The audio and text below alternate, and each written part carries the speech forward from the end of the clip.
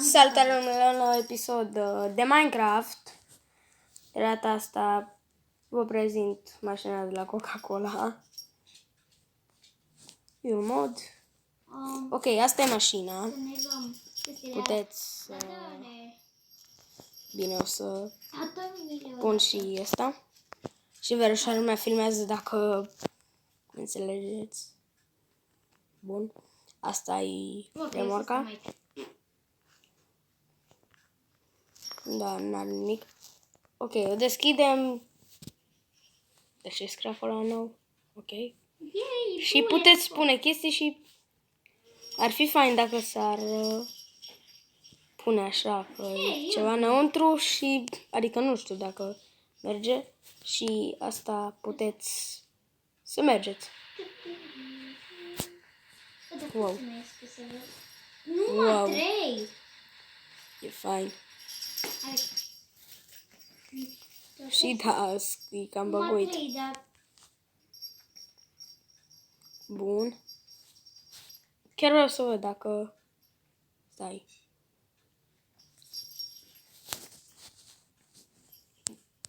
Stai. Na, din păcate nu.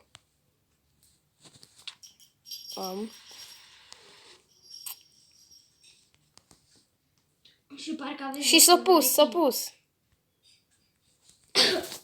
Și aici puteți spune chestii dacă vreți.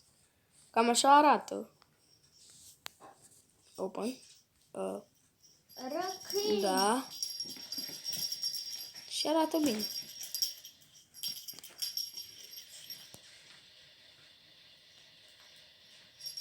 Wow. Bun, și pot vedea și așa, adică așa se vede. Să fac și un screenshot. Stați. Bun. Și mai pot face și așa. Se vede aproape ca în GTA. Bine, o să prezint și eu și mașini în alte videouri. Cam așa arată. Ok, o schimb. Bun, am schimbat înapoi. Și e destul de fain.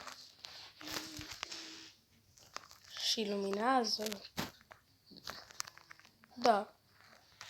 Bine, rețetele de craftat nu le știu.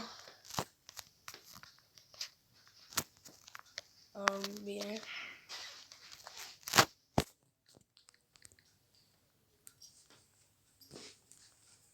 Nimic. Nu cred că se poate. Bine, sigur nu se poate crafta nimic. Și dacă le distrugeți, bine, e ca și când ar fi animal, vă dau un chest, 2 plancuri și 4 iron blocuri.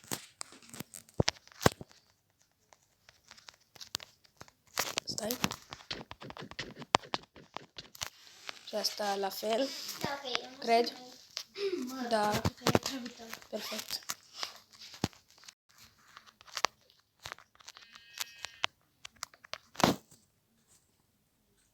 Adică ai stricat.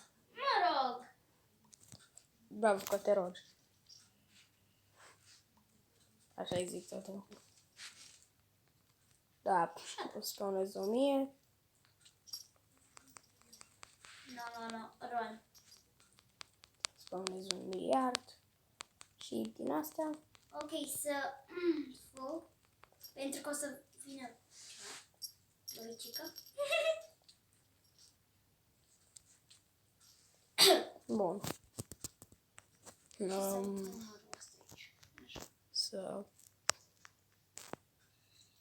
Vreau să drive.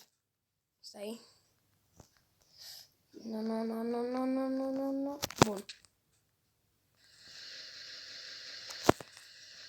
Am? Da, am.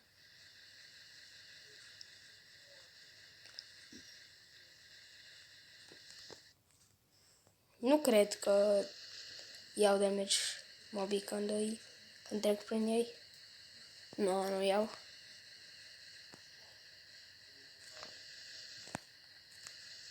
Enderman-ul se teleportează? Da. De te văd. Acum nu.